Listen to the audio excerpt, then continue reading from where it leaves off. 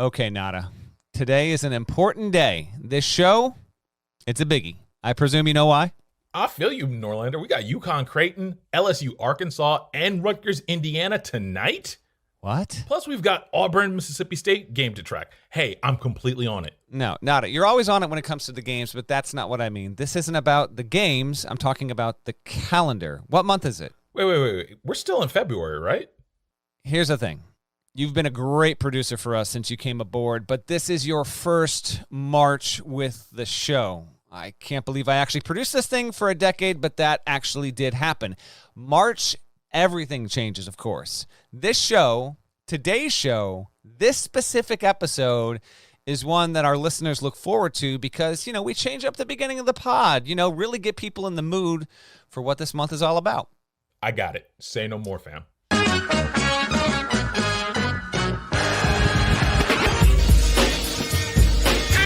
Okay, I actually kind of like that. Is that Public Enemy? That's good. That's good. But I thought we talked about this. You know what we needed to be playing like 30 seconds ago, right? Okay. I got a little too eager. I know exactly what you're looking for this time. The world is a vampire. Santa Drain. Wait, no. I mean, song undeniably rules. Sorry, I got caught up there. Not what I was getting at. And where the heck did you find that? I mean, it was listed under Gary Parrish go-to karaoke bangers. Got it. That makes sense. What else is in that pile, by the way? It looks like it's all Kanye, Bubba Sparks, Pusha T, Moneybagg Yo, and there's the entirety of Gwen Stefani's solo catalog in here. Obviously. Yeah, there's more. Oh, there's more. Okay. What do you got? 3 unopened pairs of AirPods, 5 packs of medium white undershirts, a book titled Sex, Jesus, and the Conversations the Church Forgot, and I think this is a handwritten list of people he knows. It says, who can I pay to do things for me? Okay. That's another show. All right. All right, you see that creative music over there? Absolutely, yes, I do. You see where it says CBS College Hoops theme song? Oh, that's what you're looking for. Got it. You ready? Let's do this.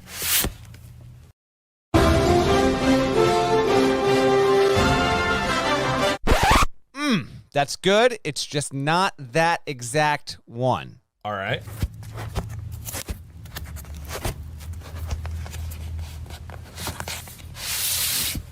Boom. This should be it.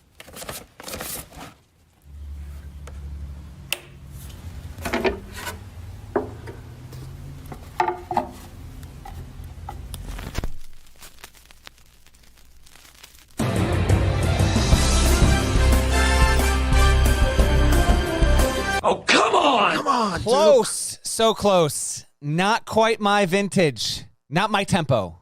Let's go. You feel that build in your stomach? You know what? I think it's that one right there. Okay. But you think the listeners are ready for this one? I mean, they've sat through all of this so far. So the question is not, are you ready for this? Are you ready to feel a nostalgic jolt of energy so powerful your body might actually levitate off the ground? Did you ever think, could you ever dream that a guitar pick scrape against the strings could tear open a pathway to your very soul? Give the people what they want. Give them what they need.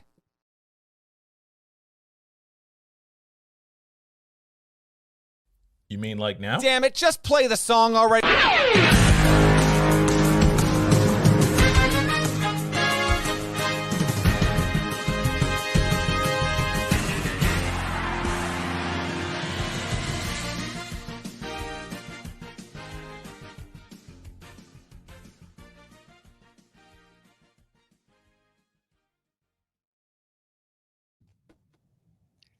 Hey there! Hey, Parrish! Wednesday, March 2nd, 2022, second day of March. Welcome back to the CBS Sports Eye on College Basketball Podcast, where we sometimes discuss camel fighting, dodo birds, leaky black. Sometimes we have 4-minute intros. Matt Norlander is here with me. If you're watching on YouTube, please smash that like button like you're Brandon Davies. If you're not subscribed, go subscribe, please. Dad leg. Somebody's been putting in extra work. Look at all the extra work you guys put in. We did. And as I tweeted on Tuesday, last year's is the apex. It's never getting better than last year, but had to introduce on it. By the way, that's true for every year the rest of your life. Nothing will ever be better than last year. Okay, we're already getting comments. You need the whole song. Listen, if you are listening on the podcast, you're going to notice that the entire song is playing underneath. But if you were watching live on YouTube on Wednesday morning, first of all, smash the like button. Second of all, like you're Brandon Davies, because we had to introduce different elements of production here, it was a quick fade out. So if you want the entire intro again with the song underneath GP's intro, you're going to hear that on the podcast version, either when you're literally listening to this right now, or if you're watching and you want to listen to it later, you can do that. So that was, yeah, man. How about that? By the way, you want to explain, what was that book, by the way? Sex, Jesus, and the Conversations the Church Forgot to Have. That's in your pile. You got an explanation for that, Parrish? Premarital sex? You studying up right there or what? I will tell you an actual book that's in my home that I got offended. Tell me if you would be offended by this. Come home one day and my wife has got a book sitting on the nightstand. She ordered a book. She's reading it. She's like got a bookmark in it and the whole thing. She's on page 82, right? You know what the title of the book is? It's something close to this, perhaps exactly this. Here's the title of the book. How to Successfully Live with Screwed Up People. Should I be offended by that? No, I didn't. No, I don't think so. And not as Mike being on completely just threw me for a second. I thought there was someone in there. That was the book. Your hotel room for a second with you. No, there's nobody in my hotel room. Nobody would ever come in my hotel room. Nobody. By the way, the sun. I'm facing the sun in New York City today, and so that's why I can't have the city as the backdrop, because you wouldn't even be able to see me, which may or may not be better. How to Successfully Live with Screwed Up People. That was the book. I think that actually makes sense. Yeah. How dare you buy that book and set it where I can see it? Like when I wake up. Talk about messing up somebody's day. Amazing, man. Amazing. Your internet doing okay over there, by the way, buddy? The internet's out in New York City. God, did St. John's lose last night? I mean, I don't even know anymore. Hey, listen, this isn't a joke. Your internet is actually out right now. Only by the pure brilliance of technology and phone latching are we even having a podcast. Personal hotspot is a game changer. I can remember when I first got into this business, I cover high school sports for the Commercial Appeal, and I'd go to a football game on a Friday night, and I might actually have to go to a payphone and dictate my story to somebody back at the office. Yep. And now I've got a hotspot. So even when St. John's loses and the internet goes out like it does in Indiana all the time, look at it. We're still here. We're here. It's March. Hope everyone liked the intro. Had to bring in Nada for that. Wanted to get a little bit of a different flavor versus last year. So yes, we put in a little extra work, and hope it gets you as amped as it does for me. If you are new to the podcast, a reminder, or I guess a bulletin here, that every March episode starts with the old school classic best version of the NCAA on CBS theme song. So that'll be in your life for the rest of the month.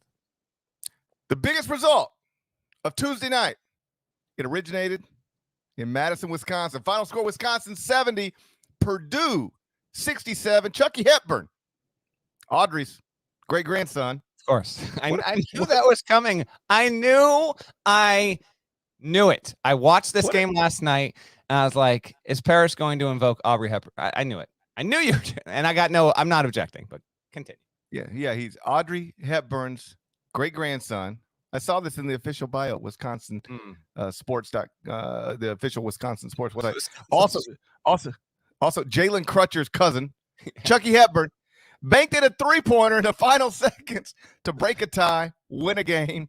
So the Badgers have secured at least a share of the Big Ten title. And if they beat Nebraska on Saturday, which, by the way, is suddenly harder than it used to be, it's still likely to do it, but still harder than it used to be. If Wisconsin beats Nebraska this weekend, and they'll be double-digit favorites, they will be the outright Big Ten champ for the first time since 2015, and they'll do it in a season in which they were picked 10th in the preseason Big Ten poll. Make sense of it, dead leg. Oh, I can make sense of something else real quick. Nebraska went to Fred Hoiberg and said, if you want to be our coach, we're not going to pay you as much money, and they can't lose since that happened.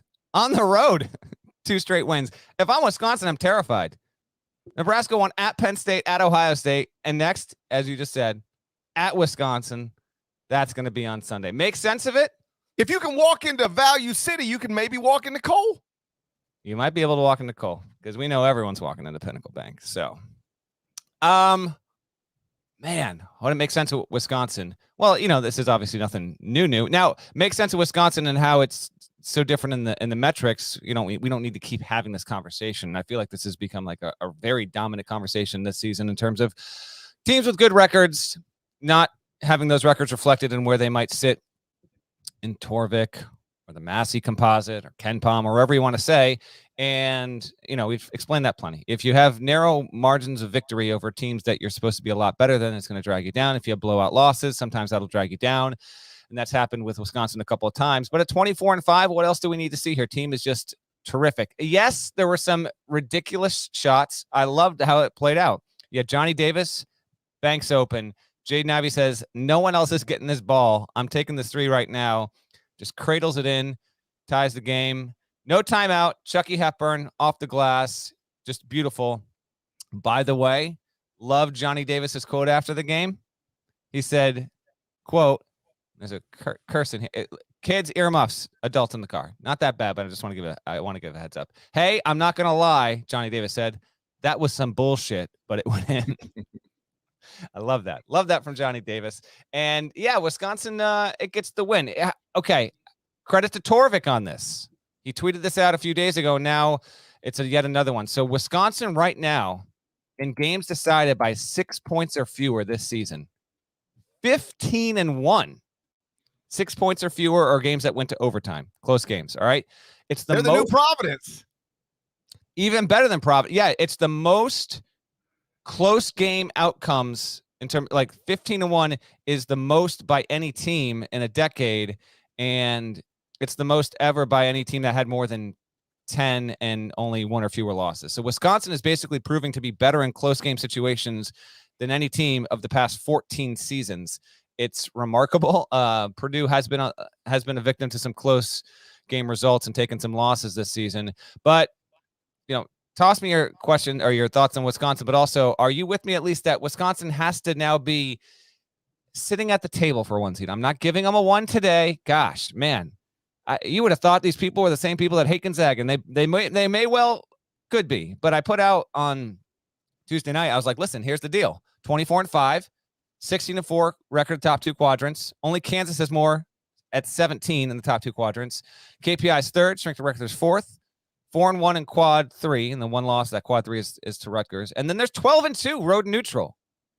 To me, it's at least a discussion. If Wisconsin doesn't lose again, I think it should be a number 1 seed. If it does not lose again, this resume-based metrics obviously support that. The predictors absolutely do not. So in a weird way, I want to see that. I want to see where Wisconsin. Now, if Wisconsin keeps winning and beating good teams in the Big Ten tournament, it's not going to be like 21st in KenPom. It's going to be up to like 11 or 10, and I think it's going to be much more reasonable. But right now, I think it's hard for a lot of people to wrap their minds around the idea that they've seen this Wisconsin team continually win close game after close game after close game. They don't light the world on fire on offense. They can't shoot from 3 hardly well at all, and so this doesn't look like a number 1 seed. But from what they've been able to prove, I think they've gotten to a point where we have to discuss that being a possibility because of their overall play against the top 2 quadrants. Really, really good record. They should not be a 1 seed today. If we were doing the tournament right now, they do not have the resume to be a 1 seed. But to your point, if they went out, that means beating Nebraska this weekend and then winning the Big Ten tournament. And if they do those things, they'd be outright Big Ten champs and Big Ten tournament champs. And yes, then they would be a 1 seed. I said a similar thing about Providence, before last night. If Providence would have won at Villanova last night, they're outright Big East champs, and then they win the Big East tournament. I think Providence, despite not so great computer numbers, for the exact same reasons that Wisconsin would have been a 1 seed in the NCAA tournament. I think that's now over for Providence. They're playing for a 2, a 3. They're in that range, but they're not going to be able to get to a 1 now. Wisconsin would not be a 1 now, but yes, I agree. If they went out, because think about what you got to do to win the Big Ten tournament. Whatever that bracket looks like, you're going to have to go through some monsters to get there and cut nets. And if they do that, they're then going to have, X amount of wins inside quadrant 1, X in quadrant 2, X in the first 2 quadrants. They would then only have that one like silly loss in quadrant 3. Yeah, that would be a 1 seed. They're not a 1 seed right now, but they can get there. I think it requires them winning every game between now and Selection Sunday. Where is Wisconsin in your rankings this morning? I obviously moved them up. I moved them into the top 8 because that's how I know I projected them as a 2 seed. I've got them at number 7 right now. Wednesday morning's top 25 and 1. Number 1 Gonzaga, number 2 Baylor, number 3 Arizona. Woo boy, what they do to USC last night. Number 4 Auburn, number 5 Duke, number 6 Kentucky, number 7 Wisconsin, number 8 Kansas, number 9 Villanova, number 10 Providence. All right, so there we have it. Yes, Wisconsin is going to almost certainly going to win the Big Ten outright. Trivia time. Last time that happened, Big Ten outright champions for the Badgers. Literally said it already on this podcast, 2015. I might have missed that one. Okay. So you got it. No, I'm giving it to you. How to successfully do a podcast with screwed up people. Get me that book. I wrote that book. What are you talking about? Author Matt Norlander in his classic 16-minute read. I can't wait to click on something you write that doesn't say 16-minute read.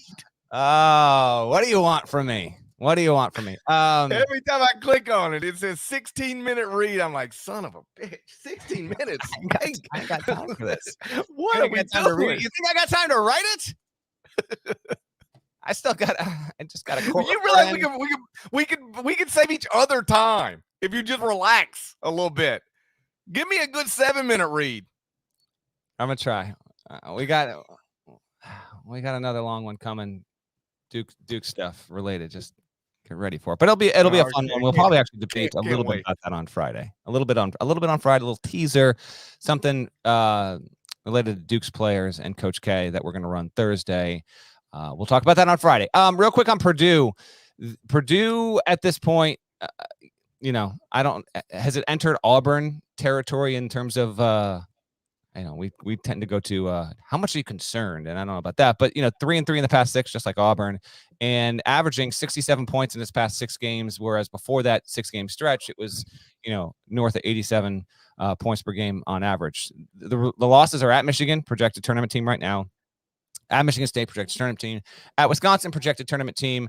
The last 2 are by a combined 6 points. They got rolled by Michigan. That was back on February 10th. So it's been a bit since then. And the wins in that stretch are not against tournament teams. Maryland, not in the field. Northwestern, not in the field. Rutgers, definitely off from being in the field at this point there. So, just if you have any on Purdue, I'm just saying otherwise. Yeah, well, listen, obviously, we've talked so much about Purdue. I think everybody knows where I'm at on Purdue. I love Matt Painter. I love the roster. Jaden Ivey's incredible. Zach Edey's awesome. They do not guard very well, and that's a problem. If you're trying to make the first Final Four for your school since 1980, guarding in this way makes it an unlikely scenario. It's wild. Sitting in studio with different people every week. Last night was Shelvin Mack and Chris Walker, and I think both of them said Purdue. I'm picking Purdue to go to the Final Four. I love Purdue. Everybody loves Purdue because they're fun to watch. I mean, Jaden Ivey is unbelievable. When they're alternating those bigs, it's great. They're terrific offensively in general. Everybody loves Purdue. They're fun to watch. But the problem is the numbers are the numbers. They don't guard. And that's a problem if you're trying to get to the Final Four. Doesn't mean they can't do it. It just means that teams like them don't typically do it. Last night, I will defend them. On the final possession against Michigan State, they did not guard that well. They got Trevion Williams on an island with a little guard who shoots above 50% from 3. He had to back up, launched, ball game. But they, in a 4-day span, found themselves in a tie game with less than 10 seconds to play in regulation. And they needed to stop. They did not perform well in those final 10 seconds against Michigan State. Last night, what are you going to do? I mean, they'll just bang one off the backboard in on you. That's just unlucky. That's just unfortunate. I think Matt Painter even said it's just bad luck. And he's right. Yeah. Purdue, Purdue actually guarded that situation pretty well. Contested. Hepburn didn't get some wide open look like Tyson Walker did. He just banged it in off the backboard. It's just bad luck. So what happened last night does not concern me at all with Purdue. They were on the road against the Big Ten champion, and they were in a tie game with less than 10 to play. Whatever. Where were you supposed to be? That's fine. My concern about Purdue is can you win 4 games, 3 of which will be against quality opponents, to get to the Final Four if you guard the way you guard? Because when they are clicking offensively, they can beat anybody.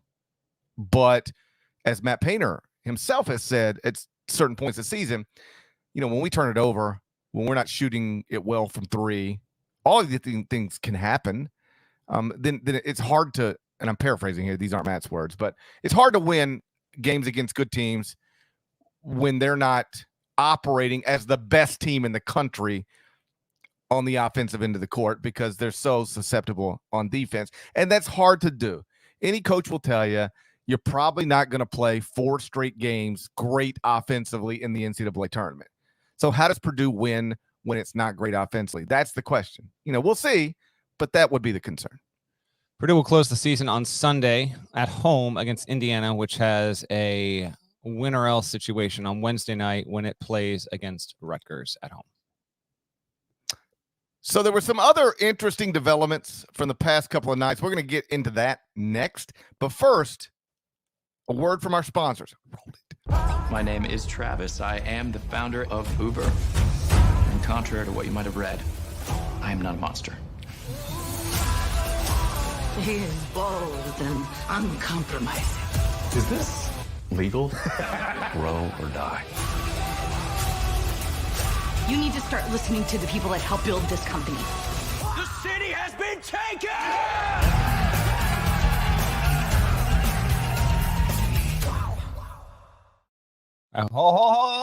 Let's stop for a second. Let's stop here for a second.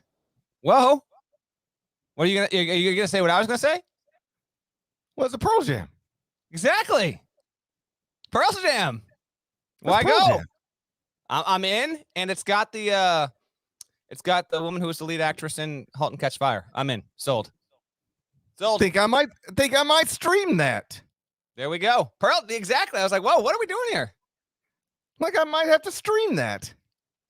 I'd like to know how Uber became Uber. Yeah. Wouldn't you like to know how Uber became Uber? Yes. Man, I got Wygo in my head now. That's a good thing. All right, what do you want to talk about? I want to talk about this. Okay, you want to do 20 minutes? So some other interesting results from the past 2 nights. Let me walk you through some bullet points. Arizona secured the outright Pac-12 title. Bombed USC at USC. Boise State secured, probably shouldn't be using the word bombed as it pertains to basketball. I apologize. That was ridiculous. Boise State secured the outright Mountain West title with a win over Nevada. Is that true? You're shaking your head like it's not true. No, it's true. All right, good. Duke. It's true. Dude, I went to bed at 4 a.m. I don't know if any of this stuff's true. This type stuff with one eye open. Duke secured at least a share of the ACC title with a win at Pitt. Houston secured at least a share of the AAC title with a win over Cincinnati.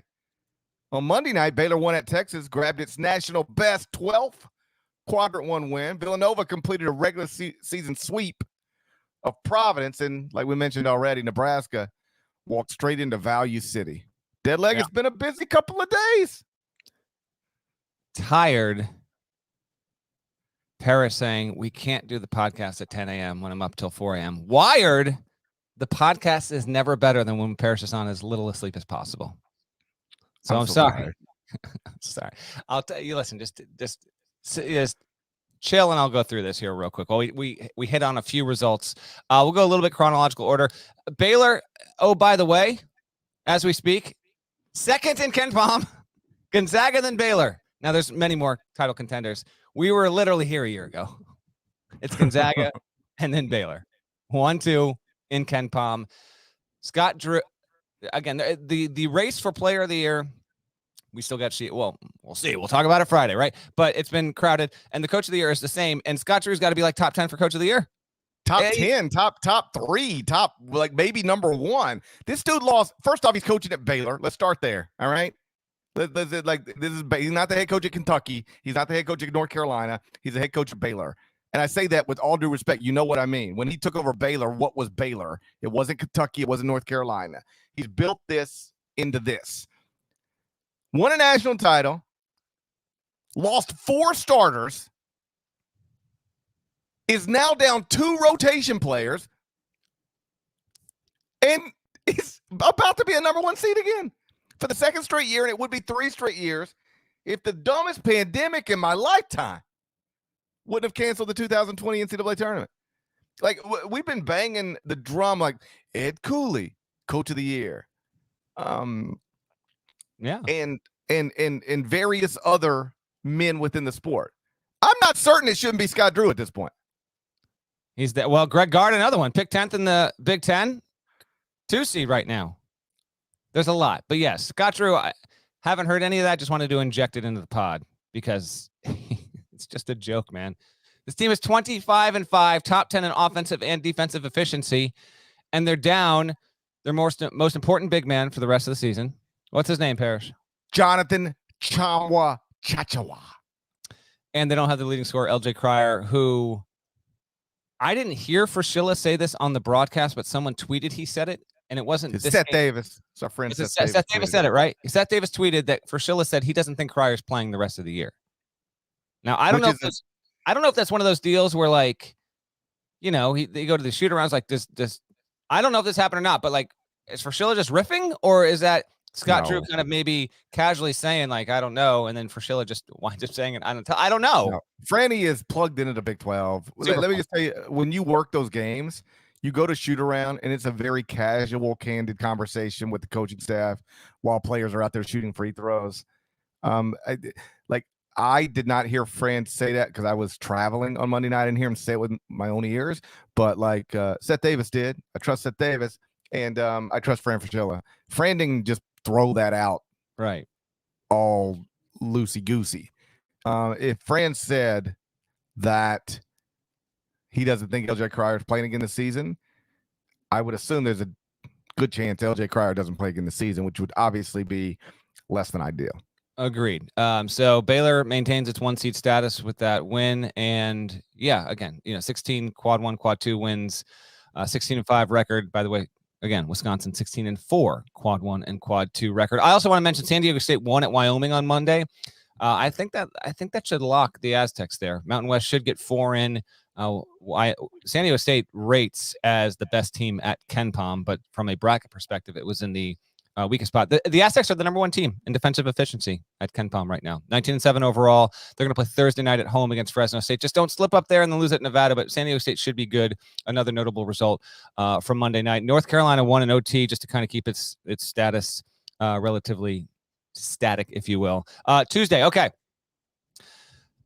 USC, to everyone who thought it's a paper tiger, you're basically right. USC got absolutely housed in this game. Housed. They were 25-4 going in. They're 25-5. They lost by 20. It felt like 40. Arizona destroyed them. Arizona looked incredible, and they're 26-3, still on the 1 line. I don't know what you want me to say. Tommy Lloyd told you on Saturday the loss of Colorado did not matter. Dude, he was on it. He was on it. Absolutely on it. Ben Matherin had 19. Kakrisa had 18. Dalen Terry and Omar Ballo had 11 apiece, while Justin Keir had 12 for Arizona. I was finishing up the court report as I was watching this. So I was like watching the game, but writing and all that. And every time I looked up, Arizona was dunking on USC. Like every 90 seconds. Like I never saw USC's possessions. I was looking up. It was just Arizona, one after another, 15, 20, 25-point lead. I was like, all right, well, going to make it an easy night then. So good on the Wildcats for for winning like that. And you're right. Tommy Lick called it. Didn't mean anything. Absolutely didn't mean anything. Michigan won. How about this? And then we'll get to Ohio State. Michigan wins. It's now 16-12. Since February 10th, win, loss, win, loss, win, loss, win. Next game, Thursday, Iowa at home. Kind of an intriguing game for both teams. Michigan's in the field. Iowa's in the field. I said on CBS Sports HQ a few days ago that if you only have one quad one win or zero, you shouldn't be able to get into the NCAA tournament from a power conference. Iowa only has one quad one win, but they're safely in the field. I don't know. We'll see. If Iowa doesn't win against Michigan, and then it doesn't win against Illinois, and then it loses its first Big Ten tournament game, are we absolutely certain the Hawkeyes are going to the NCAA tournament? They'd have one quad one win, and they'd be sub 500 in quad one and quad two. Just something. I'm not looking for an answer from you, GP. Just something to think about. If they beat Michigan, then I think they're going to be good no matter what. But just keep it in mind. Like on that note, and I don't know if you call the AAC a power conference, but Houston has 0 quad one wins. They're fourth in the net. Fourth in the net. Yeah, I mean, I don't blame you. I don't know that I would call the American in a power conference right now either. But Houston has 0 quad one wins.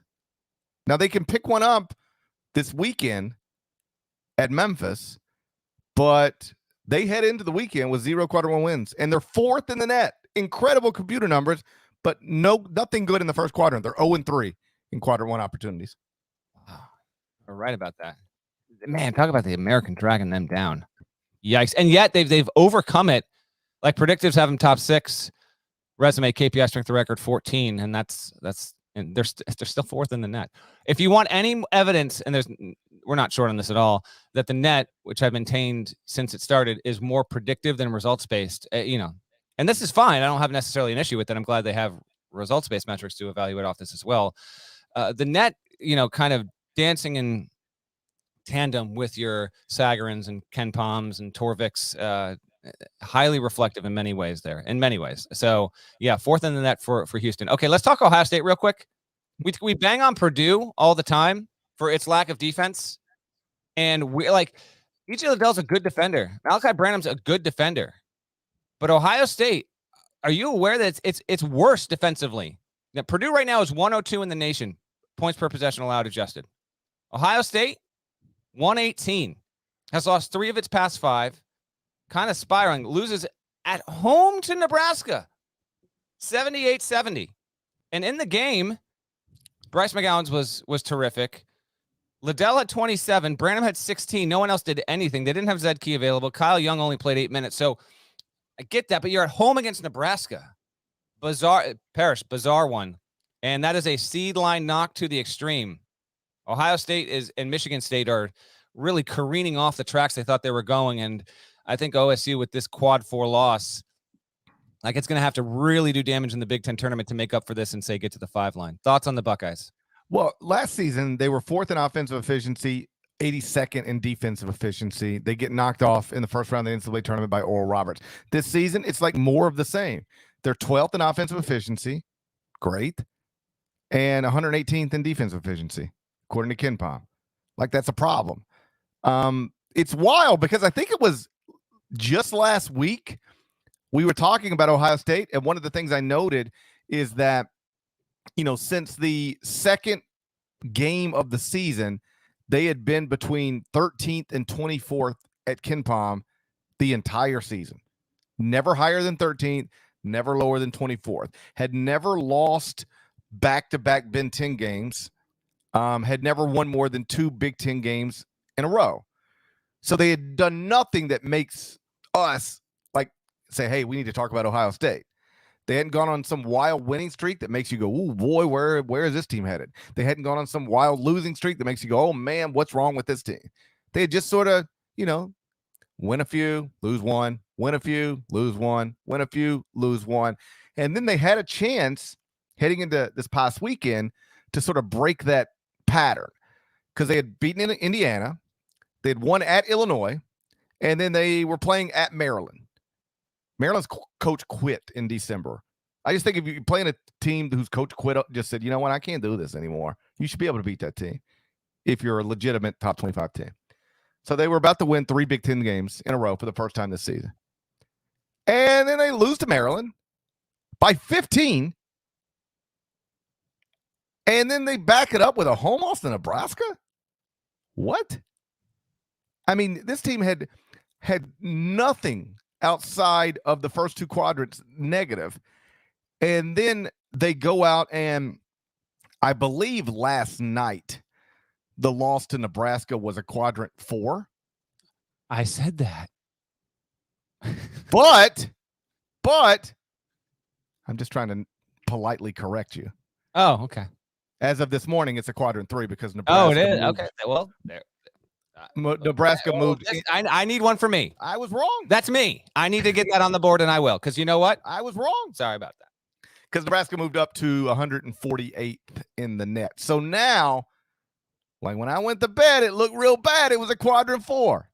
Woke up, it's a quadrant 3, but still, you can't lose a game like that at home. And to your point about Bryce McGowan, he was awesome. But like I handled the highlight on this last night. The way we typically do this throughout the night, whether it's half times and then inside college basketball, is like if you get a highlight early, just keep that highlight throughout the night because you get more familiar with it the more times you see it. And, just makes the job easier. It's smart producing, if you don't mind me saying. And so I had Ohio State, Nebraska highlight. And it was like Bryce McGowan's just straight line drives from 25 feet straight to the rim. It's like, how does he just go straight? Like, you watch NBA games, and it's like John Morant's got to go over here, back here, bounce, bounce, bounce. He's at the rim, dunk on Jakob Poeltl. Like, this dude, Bryce McGowan's, was just it looked like I could have got to the rim. I mean, he was just going straight to the rim with zero resistance from anybody. Play after play after play. Like, he's awesome. He ain't that awesome. So, like, can somebody stand in front of him? Just one person make him go left or right, straight to the rim, over and over again. Good on Nebraska. You needed something, so at least you got a little positivity heading into March there. Ohio State. We'll see how to successfully live with poor perimeter defenders. Write that book. Somebody write that book. That book does need to be written. By the way, the book referenced in the intro actually does exist. Feel free to search it on Amazon. Real book. TCU wins at Kansas, 74-64. Ochai Agbaji has 13. Jalen Wilson does as well. Mike Miles is really good again. Are you locking the Horned Frogs into the field? They're 19-9 right now. They got to turn around because of COVID makeups. They got to turn around and play Kansas again on Thursday. So right now, TCU, best team sheet metric, strength of record, 28. Worst team sheet metric, net and BPI, 46 apiece.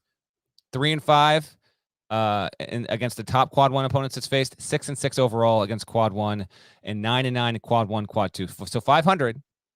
As an example, Iowa, I said before, Iowa, right? Well, if it loses the next two, it'll be sub 500. Well, Iowa right now, 7-8, quad 1, quad 2. TCU, are you locking them into the field, or they need to win one more game no matter where they get it? I think they're in. I mean, I think they're fine. I mean, listen, I don't love the end of the season because, like, you know how this Kansas thing's going. I mean, they're going to lose by 30. Like, that's the way that you – like, that's – Is that your setting? Oh, all right, quick poll. Let's set the over-under. Kansas beats TCU Thursday by 29.5. Now, to put that poll up in the YouTube stream, if you can. If you're not, I'm exaggerating. I don't think they're going to lose by 30. No. In all seriousness, I want to see if some people think that Kansas is going to be that demonstrative and come out and be that ticked off. Over-under 29.5. So let's see what the poll says. This is the problem with this COVID rescheduling stuff. You beat Kansas, you ought to be like able to enjoy it for a minute. And not have to go. You shouldn't have to go deal with them again 2 days later. These guys are probably, as we speak, watching video of what they just did last night, preparing to play them again. That's no fun. Like, hey, congratulations, you beat Kansas. Now you ready to get on a plane and fly to Lawrence? We got Allen Fieldhouse tomorrow night. What? We got to go do that again? That's why I love it. Yeah. And then at West Virginia. I know West Virginia stinks, but it's still West Virginia, Don't lose, though. Here's the thing. When you're asking the question, because TCU's probably like a top 8 seed right now. So when you're asking the question, is TCU going to be in the NCAA tournament, no matter what? The only way they wouldn't be, possibly, and I don't even think this is true, is like they lose at Kansas, lose at West Virginia, lose the Big 12 tournament opener. All right. If that's on the table, then they're not a lock, even if it's remote. I still think they're in, and here's why. Okay. You're going to be comparing them to other bubble teams if it comes to that. Right now, they're not. You're not comparing them to bubble teams. They're not on the bubble. They're good. If it comes to that, you're comparing them to other bubble teams. Well, what are other bubble teams going to do between now and then? Mm-hmm. Lose? That's what other bubble teams are going to lose too. TCU's a lock. Yeah, I said it. They're a lock. You're locking them in. I locked them in on HQ overnight as well. I locked them in. They're getting in. This was enough. I think that they can survive it. They're going to get. How to get live in successfully with a horned frog. Yeah, exactly. Somebody write that book. Horned Frogs get it done. Florida wins 82-78 at Vanderbilt. They had zero business winning this game, but good God, it saved any any kind of at-large hopes Florida still has. Florida's going to have to beat Kentucky in Gainesville in the O-Dome on Saturday. We'll talk about that on the Friday podcast. But they win 82-78. Flanders Fleming hit a big shot late. So I at least wanted to mention they went on a 9-0 run in the last 30 seconds. It was. I don't know if we'll get a team like Vanderbilt's no world beater. Don't get me wrong, but I don't know if we'll get a bubble team in a more like, okay, literally you lose this game, you don't have a case, and pull out a win so late in such a dire situation the way that Florida did. I was convinced it was losing that game. Won it by 4. So, and by the way, Mike White is a living example of why coaches often say, you don't ever want to follow a legend. I know. Because there's real buzz. There's real buzz. I don't know if it's going to happen. There's buzz that Mike White in Florida are not married, come 6 weeks from now, whether that he would be fired or he would leave. I don't know. If you told me he's coaching next season, I'd believe it. But there's a lot of that right now because he's not Billy Donovan. Dude gets to the tournament, wins games in the tournament more often than not, but he's not Billy Donovan. He does not have Florida at a top 3 level in the SEC consistently the way that Donovan did when he was there. And Parrish is exactly right. Go ahead. He's been the coach of the Gators in each of the past 4 NCAA tournaments. He's won games in each of the past 4 NCAA tournaments. He went to an Elite 8 in 2017. And I think if you poll Florida fans, they'd be like, you know what? We're ready to do something else. And that's because he's not Billy Donovan. I'm not even trying to argue with Florida fans. I'm just acknowledging that going to 4-state NCAA tournaments should not be taken for granted. Is it not as great as Billy Donovan won back-to-back national titles? We got it. Billy Donovan's name on the court. Understand. But going to 4-straight, the idea that you could be on the wrong side of your fan base after going to 4 straight NCAA tournaments and winning a game in every single one of them is kind of wild. And yet that's where Mike White is. And as long as we're just talking rumors and stuff, one of the rumors would be Ole Miss moves on from Kermit Davis, which seems too quick to me. Yeah. But Ole Miss would move on from Kermit Davis. And then Mike White, who played at Ole Miss, he's an Ole Miss alum, would find a landing spot in Oxford, similar to the way Shaka Smart found a landing spot at Marquette. Yeah, and again, that's definitely just some rumors, and the way I understand that right now is that maybe that would be the only reason why Ole Miss would get rid of Kermit is if Mike White would leave to come coach. Otherwise, he would be deserving of another year. We'll see. Be clear, we are not. Well, that's where if you're Ole Miss and Mike White doesn't want to come right now, you keep Kermit. If you have another bad year and Mike White has another year that falls short of what Florida fans want, and then you're back at the same place. Yeah, agreed. We'll see. I don't know. I could see it happening. Again, we're not reporting this happening. This is getting discussed behind the scenes. Norlander is reporting it's happening. And if you want to read about it, there's a 16-minute read available on the Mike White situation right now at cbssports.com. I promise to keep it under 2. Villanova won against Providence, so in doing so, it sweeps the Friars. I want to see these teams. I'll be at the Big East tournament next week. I want to see these teams play again, neutral court. They've played 2 really good games against each other. Villanova won those games by a combined 7 points. It was a 2-point home win. Villanova will close up at Butler on Saturday. And before you think that the Wildcats are just waltzing to a 23-7 record and 16-4 in the league, Villanova has lost 5 of its past 6 games in that building, including when it lost to Baylor at Hinkle in last year's NCAA tournament. That Hinkle has been a house of horrors for Jay Wright. So should win. Butler's having a real down season, but there's a bit of a hex over Nova's program with that. Providence officially won the Big East regular season, which we previously talked about. Its regular season is done because all of the makeup games that the school and the league tried to schedule for this upcoming weekend, all of the other teams had games that were scheduled, and so the league was saying, we're not going to remove this team from playing this previously scheduled game just to give Providence an extra game. So because of that, Providence now is the only power conference team whose regular season has been completed. They will sit and wait for, they finished Tuesday. They will not play until Thursday. So they got a 9-day wait before we see them again as the number 1 seed in the Big East tournament. If my memory is correct, the number 1 always plays the 8 at the noon tip at MSG. I will be there. I will be on hand. And right now, real quick, 1, 2, 3, 4, 5, 6, 7, 8. The 8 seed right now is St. John's, Providence, St. John's. If the slate holds, VCU. This was CBS Sports Network. Gonna be a bad internet day. I can already see it coming. Okay. VCU beats Bonaventure on CBS Sports Network. Parrish, did you have this highlight? Did I? No, I didn't. But Okay. I watched the game. Yeah. Boy, they get VCU won big. Yeah. Shouts to Woj. He's on a flight last night. He texted me. He's like, yo, do you got to log in so I can watch this game on my flight? I said, yeah, I got a Paramount Plus login. Sent it to him. About 8 minutes later. Paramount Plus logins? About 8 minutes later, he's like, I can't watch this anymore. He was so disgusted.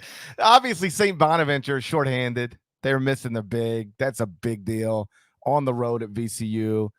I think VCU still has VCU's got a better resume than I think I'm better with VCU's resume than Jerry Palm is. I'm not questioning Jerry Palm. I think I'm worse. Really Palm's worse? got him in the field. Interesting. You Okay, so Palm has him barely in the field. You've got him a little better. I think I'm slightly worse. Make the case. Like if I remember correctly last night, after that win, they moved to 6-6 in the first 2 quadrants, and they've got 1 quadrant 3 loss. Right. Yep. I'm always looking at these things, and 500 in the first 2 quadrants is good, and then you just got 1 quadrant 3 loss. I looked at VCU. I was like, why are they not already in the field even before last night? And again, I'm not trying to be an amateur bracketologist. I'll let those guys do that. I'll do what I do. But I think VCU is going to end up in the NCAA tournament. They're the Bonnies at this point. That's probably it, right? They probably need the automatic. Yeah, they're done. That's it. Yep, they got to win it. They got to win the A10 tournament. Yeah, for sure. Yeah, I mean they got blown out. Okay, VCU. I mean, it's been fantastic as of late, but as a reminder, I even had a coach bring this up to me on Tuesday. Your final 10 games, that's not a criterion and hasn't been for more than a decade. So how well you've played from the beginning of February till selection, it's not a thing. But I will say that VCU has played well as of late to get itself even into this tournament conversation. I highlighted them actually a few weeks ago on the court report. This was a 10-6 team 6 weeks ago. Since then, they've only lost once. They've peeled off 11 straight wins, 11-1 in that stretch. Only loss was at home. They got roasted by Dayton, which, oh, by the way, won on a alley-oop inbounds buzzer-beating dunk against Richmond on Tuesday night. I still don't think Dayton has a case, just as an aside there, because they lost to LaSalle. I think there's too much bad on that resume. If we look up and the Flyers are in the A10 title game, then let's talk. But I have a hard time seeing them overcome that. It takes at least that, but yeah, Dayton, at least. And then even then, we talked about this last night in college basketball. If they get to the title game, we can have a conversation, but they probably need to get the automatic bid to get there. And with this one-time transfer waiver, who knows what anybody's roster is going to look like. But if Anthony Grant can keep these young guys at Dayton, they're going to be really good really soon. Really good really soon. He's got some nice freshmen. VCU's best wins at Vanderbilt, neutral against Syracuse. I mean, okay, Syracuse is bad this season. They're at Dayton, at Davidson. It's solid. On the whole, they're there. I would have them out of the field right now. Now they got to go at St. Louis. That should be a quad 1 win if they win. If they win at St. Louis, that'll probably be enough to get them in. But if I'm VCU, I get one more quad 1 win, and I think that does it. So I'd have them like 1 or 2, 3 just missing out on the field right now. You've got them a little more comfortably in. And don't they have that this weekend at St. Louis? Is that where they're at? I just said that. Oh, Christ. Well, I just got a text, and it distracted me. Let me tell you what this text says. It's from a phone number that's not in my phone, and here's what it says. Hey, Gary, how's your day going? Why would somebody text me that? Any history with the text? Any history? Nothing. Any previous interactions? It's 0. Hey, Gary, how's your day? My day's going terribly. All right. All right. We know what that is. We know what that is. What is that? That is a producer at a radio station who has acquired your telephone number from someone who knows who. Not identifying yourself is an easy way to not get a text response. But he's hoping you respond. Zero chance I'll respond to this. This could be Jeremy Sydney at Sweeney. the Sports Animal. 99.4 San Diego. Wondering if you had Sydney Sweeney. I'm not responding. It could be Sydney Sweeney. I'll never respond. we keep talking. Could be Sydney Sweeney. What if it is Sydney Sweeney, though? What a missed opportunity that would be for me. There's only one way to find it. What if I text back? I will respond to back? Yeah. There's a decent chance the person listens to this podcast as well. So now they're going to know. What if I text back? Is this Sydney Sweeney? If not, go to hell. I think you should actually do it. Do it. Let us know. Do it and let us know how that works out for you. Do you want me to type that exactly? Is this Sydney Sweeney? Yes, I do. I actually do. I want you to type that. And then by the end of the podcast, I want to see what this person responds if they respond. Please do. Yes. What do you have to lose? What's the area code? Give us the area. Just give us the area code. This is the reason I'm hesitant. It's 901 area code. That's New York. Like, what if it's my grandmother's neighbor or something? No, that's Tennessee. Okay, Tennessee. Well, I'm thinking 918. 901. That's Memphis. Yeah, I don't get it. 901. Rest in peace to Dolph. You know what? That's fair. If it's Memphis, I think you got to wait. I think he can't do it. What if Sydney Sweeney has a Memphis area code, though? Have we talked about that? Not the case. By the way, 2022 marks the 50th anniversary of Title IX, and the Attacking Third podcast is celebrating the anniversary of all of March for Women's History Month. Each Tuesday during March, hosts Lisa Roman and Sandra Herrera will chat with groundbreakers in women's sports, from Sam Mewis to Katrina Adams to Amy Trask and Leslie Visser. Listen to Attacking Third's Title IX Tuesdays on Apple Podcasts, Spotify, and wherever else podcasts are found. I wrote a story on Tuesday that went up, 16-minute read, by the way, about the. Trust me. I know. Did a nice job with it. I spent 16 minutes reading it. You did read it. All right. Well, that's all I can ask. So 7 Ukrainian-born Division I men's basketball players across the country, from Grand Canyon to San Francisco, Fordham, Utah State, Tulsa, Canisius, and Maryland. Those are the 7 schools. I spoke with most of them, got a couple of statements from the few others to basically just, I wanted to shed a light on 7 players whose day-to-day life is different from every other person involved in men's Division I college basketball right now. Some of them have families that literally cannot leave the capital of Kyiv, which is under attack. Some of them come from other parts of the country.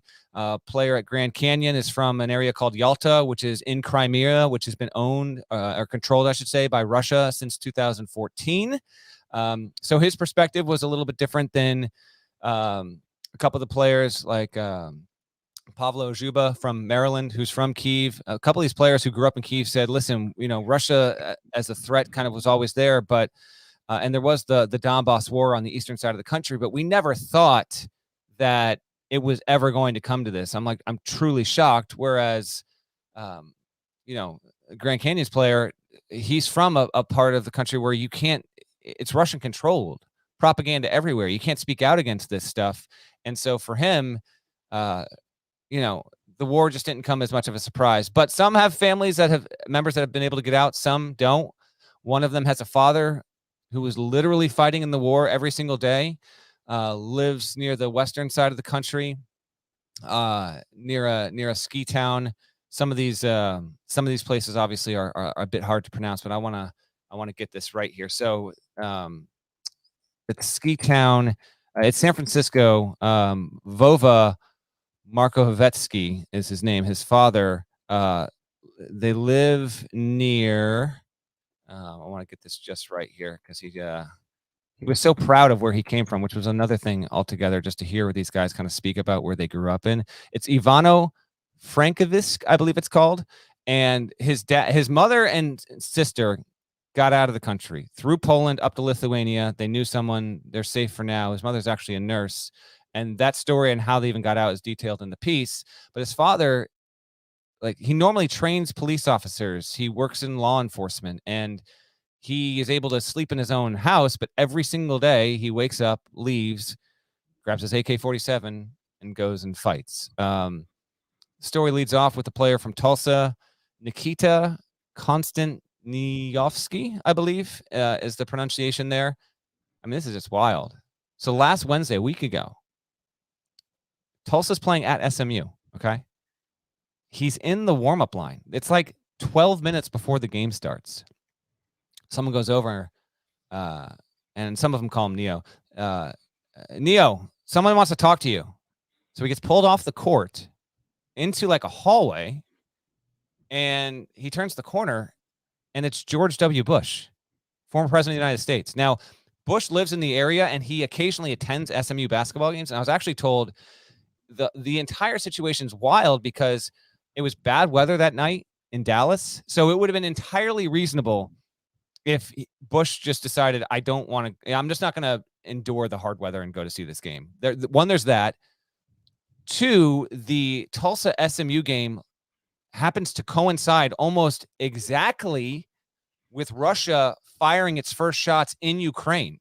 So, Bush, no one even knows how Bush found out that Tulsa had a backup center from Ukraine on its roster. I mean, as I kind of point out in the piece, when you travel with Secret Service detail, these are the things they look like. Someone might have just looked up the game roster. If you work Secret Service, you got to know everything about a situation. If you're with a sitting president, a former president, the whole deal. But Tulsa still doesn't know how he found out who told Bush. And he just basically, Nikita told me, he just wanted to express to me how he supports the Ukraine, supports Ukraine and the Ukrainian people. And, his thoughts were with him and his country. And at that moment, Russia had actually not fired its first shots in the country. But by the time the game ended, kind of like a window into, he's a former president. He's going to get certain intel briefings if he so chooses. He clearly knew, and it was building for days to that point, but Bush clearly knew that this was about to happen. It was minutes, if not hours away. And it's just wild. So that's how the story starts. And then, players one by one, they kind of couldn't believe it, that it was actually happening. It actually escalated to this point. And, they're on the other side of the world. They grow up in Ukraine. To get out of Ukraine and be good enough to play Division I basketball, it's not super rare, but there's 7 of these guys here right now. It happens. It's just not that common. And a couple of them, you don't go from Ukraine and then, okay, now I'm in D1. Usually you're good enough where you'll go play for an academy elsewhere in Europe. A couple of these guys played in Spain. A couple of guys grew up together, by the way, playing for the Ukrainian junior national team. And so anyway, the point is you want to go to America, play college basketball. Maybe that can set you up for a life as a professional, wherever that will lead you, NBA, Europe, wherever, right? And so they do this, but now they're helpless. And I'm not going to give away all the details. If you haven't read it, please go read it. We'll put it in the podcast description as well. But a couple of them told me, and some of this didn't make it into the story because the story is long and I didn't want to, bog it down totally with quotes, but a couple of them told me I'd rather not be here right now in the United States playing basketball. If you told me I could get on a plane, go home right now and be with my family and help fight for Ukraine, that's what I would do. I mean, the conversations were heavy. They were wowing. Some of it was uplifting in terms of just the spirit of these players. It's just incredible. But when I was talking to Nikita, the player at Tulsa, like we're literally talking on Sunday night, and he's going through what he's lived through in the previous 3-4 days. These guys are getting text messages and videos on like secure messaging apps. There's one called Telegram, which I was not aware of until I did this story, but they're not using WhatsApp. They're not using Signal. They just use a thing called Telegram where you can have like a group phone call with like 8 people. So he's getting phone calls. They're literally getting updates of photos and videos of the destruction happening from their friends. It's not like, hey, I saw this on my social media feed. Look at this news clip. It's literally their friends taking these photos and videos and sending these players updates over messaging. And again, remember, they're 6, 7, 8, 9 hours ahead in Ukraine, depending on where these players are located in the States. And so oftentimes, a lot of what's happening is these people are giving these updates in the morning time in Ukraine, but it's nighttime here.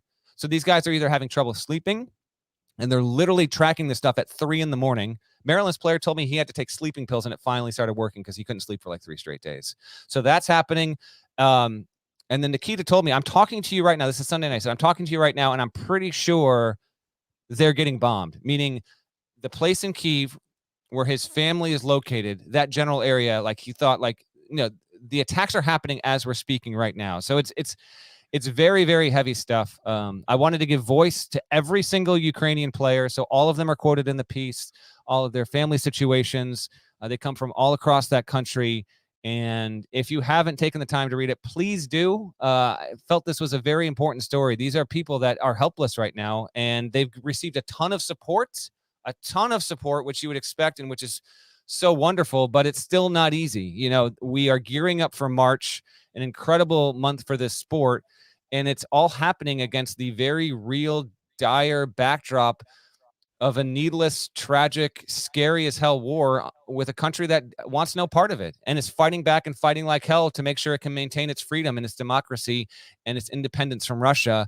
And these are, 19, 20, 21-year-old players. And, I didn't go to them looking for insight as to how the war ends. They don't have that. I went to them because I wanted to hear where they're from, how their families are doing, how is everyone safe, and what it's like to be a Division I men's college basketball player as a situation unfolds that we haven't seen on this planet in quite a long time. Clearly, the entire world practically almost is opposed to what Russia is doing and is vocally, pushing back on that, sanctions, the whole deal. If you've been following the news, you know what's been happening there.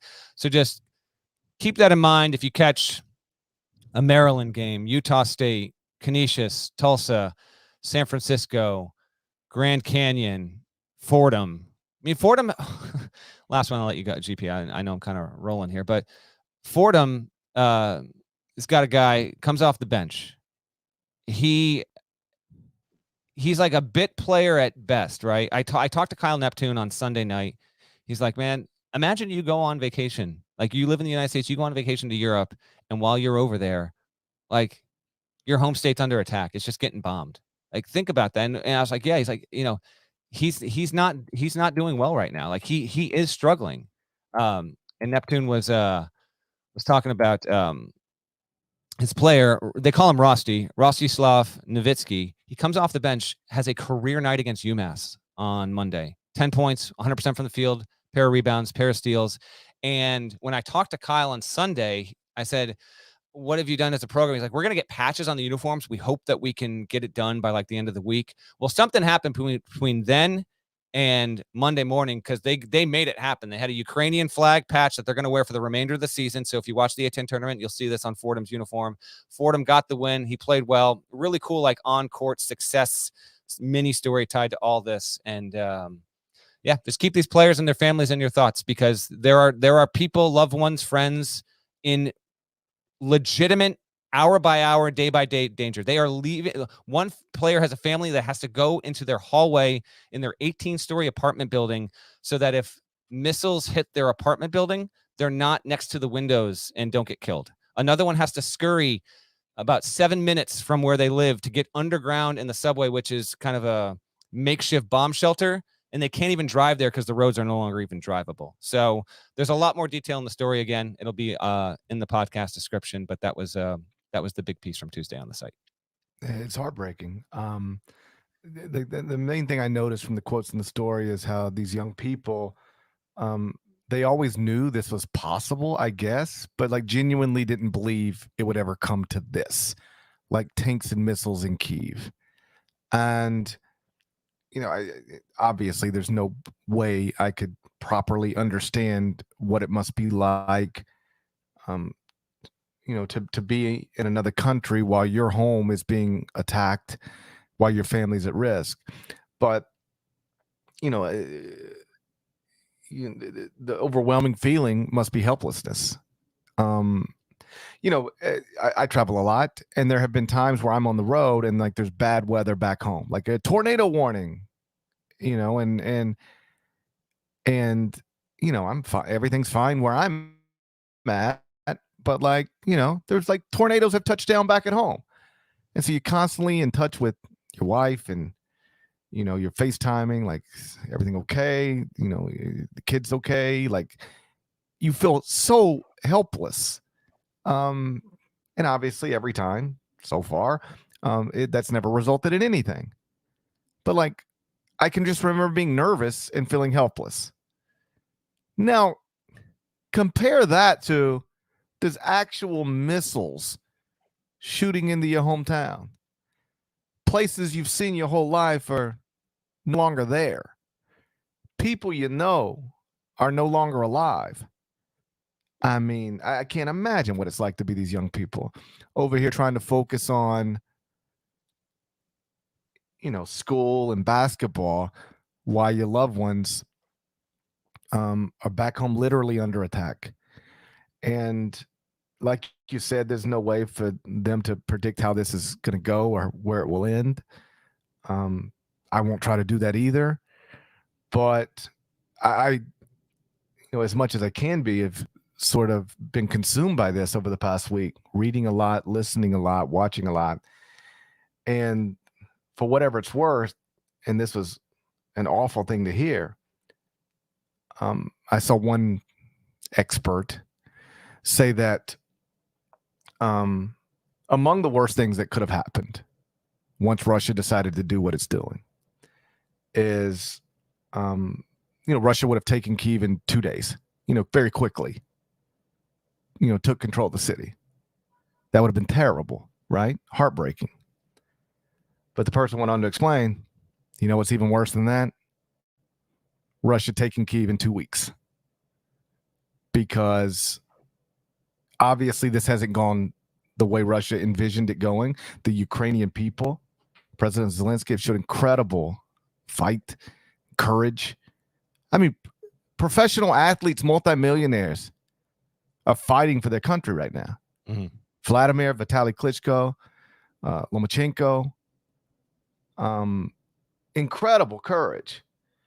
Like, it's not something I'm proud to say, but like, if my country was under attack and I'm a civilian, would I kiss my wife and children goodbye and fight?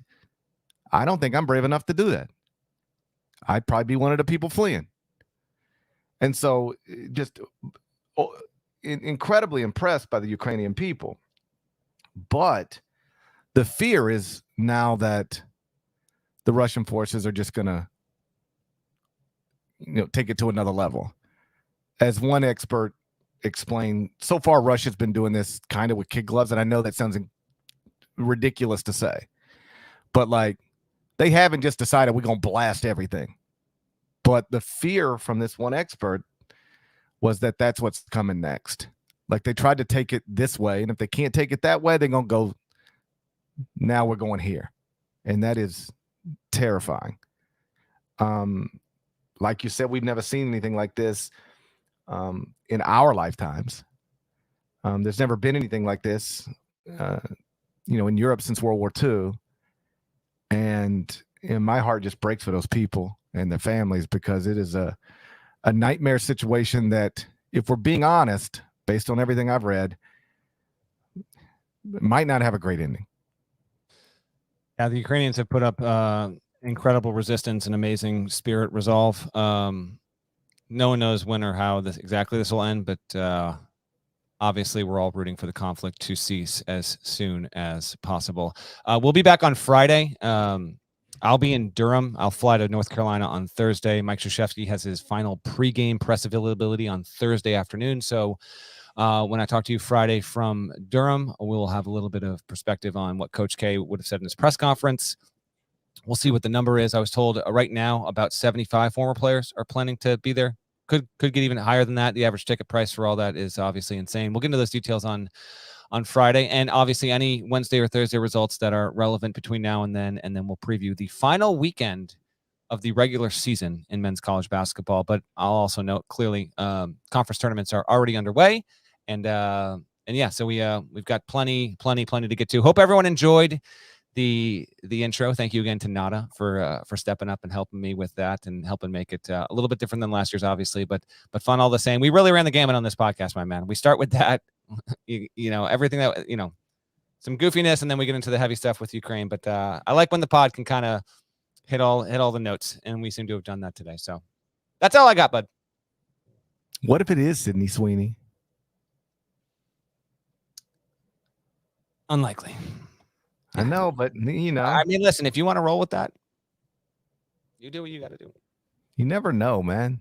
You never know. Shouts to Devin Downey. Shouts to Chester, South Carolina. Shouts to Ralph Malone.